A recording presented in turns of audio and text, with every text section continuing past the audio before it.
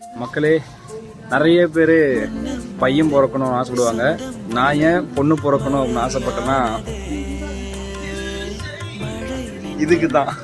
இங்க பாருங்க, இந்த ஒரு ரோ மட்டும்தான் வந்துட்டு, ஏய் இந்த பக்கம் வாடி, நல்லா இருக்கு, வா வா பின்னாடி வா. பாருங்க மக்களே, இந்த ஒரு ரோ மட்டும்தான் பார்த்தோன்னா பாய்ஸ், குழந்தைங்க பையனுடைய ட்ரெஸ் இருக்கு.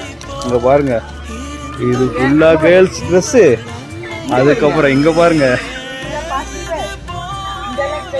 இது ஃபுல்லா பார்ட்டி வேர் கேர்ள்ஸ். இதெல்லாம் பாருங்க ட்ரெடிஷ்னல்.